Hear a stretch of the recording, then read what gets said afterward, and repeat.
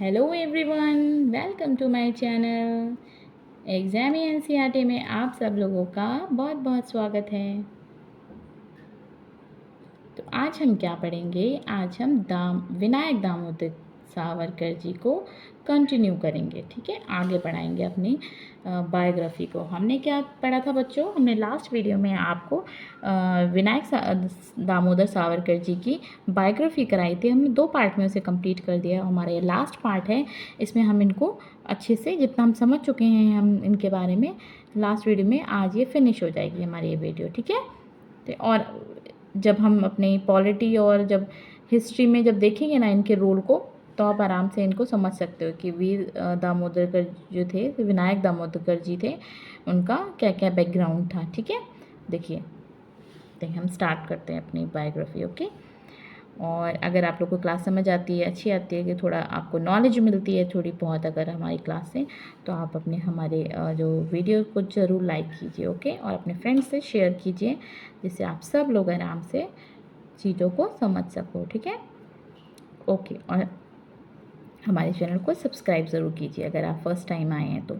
देखिए, वर्ष 1920 में क्या हुआ था? महात्मा गांधी जी, विट्ठल भाई पटेल और बाल गंगाधर तिलक ने सावरकर को रिहा करने की मांग की थी। ठीक है, 1922 की जो घटनाएं बताई जा रही हैं कि इनमें जो वीर सावरकर जी थे, इनका क्या उस टाइम इनका रोल चल रहा था, है ना? तो क्या हुआ था, जो बाल गंगाधर तिलक जी थे और विट्ठल भाई जी थे और महात्मा गांधी 1920 में क्या कर रहे थे? सावरकर जी को रिहा करने की मांग कर रहे थे। तो 2 मई 1921 में उनको रत्नगिरी जेल भेजा गया। कहाँ पे? रत्नगिरी जेल, और वहाँ से सावरकर को यरवदा जेल भेज दिया गया। ठीक है, रत्नगिरी जेल में उन्होंने हिंदुत्व पुस्तक की रचना की थी। किसकी रचना की थी? हिंदुत्व की पुस्तक थी। 1924 में उनको रिहाई मिली, मगर रिहाई की शर्तों के अनुसार उनको ना तो रत्नगिरी से बाहर जाने की अनुमति थी, उनको रत्नगिरी जेल में रखा गया था ना, तो उनको रिहाई तो मिल गई थी, लेकिन रत्नगिरी जो जेल थी उसे बाहर जाने की अनुमति नहीं थी, और ना ही वे 5 साल तक कोई राजनीतिक कार्य कर सकते थे। रिहा होने के बाद उन्होंने 23 जनवरी 1924 में रत्नगिरी हिंदू संगठन का गठन किया। 1924 में उन्होंने क्या किया था? रत्नगिरी हिंदू सभा का गठन किया और भारतीय संस्कृति और समाज कल्याण के लिए काम करना शुरू किया। थोड़े समय बाद सावरकर तिलक की थोड़े समय बाद सावरकर तिलक की स्वराज पार्टी में शामिल हो गए, और बाद में क्या हुआ? हिंदू महासभा नाम की एक अलग पार्टी बना ली उन्होंने, है ना? जैसा कि हमने पढ़ा था ना, सावरकर जी जो क्या थे? हिंदूवादी टाइप के नेता थे ना।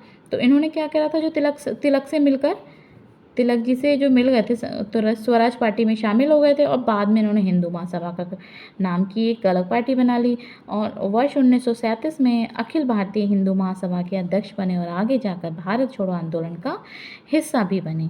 सावरकर ने क्या करा? पाकिस्तान निर्माण का विरोध किया और गांधी को ऐसा करने के लिए निवेदन किया। गांधी को ऐसा करने के लिए निवेदन किया। नाथूराम गोडसे ने उसी दौरान महात्मा गांधी की हत्या कर दी, जिसमें सावरकर का नाम आया। ठीक है, उसमें कि सावरकर जी का भी नाम मरा था। सावरकर को एक बार फिर जेल जाना पड़ा, परंतु साक्ष्यों के अभाव में उन्हें रिहा कर दिया गया।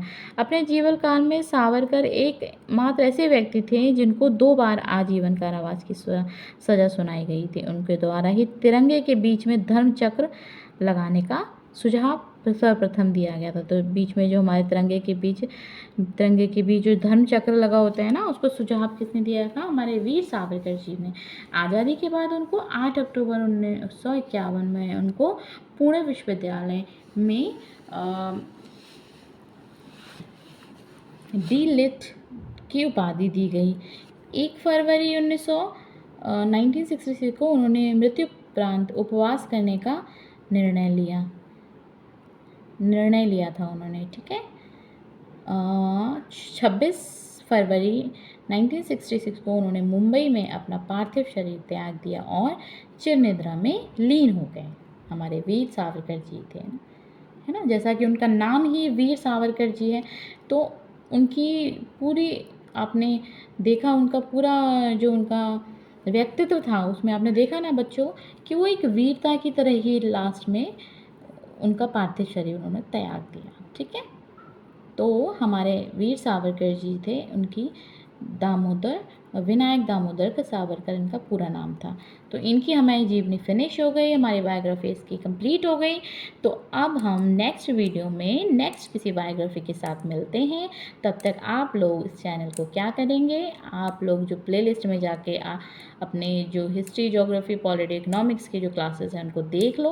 और अगर आपको कुछ समझ नहीं आ रहा है तो आप कमेंट बॉक्स में बताना मुझे।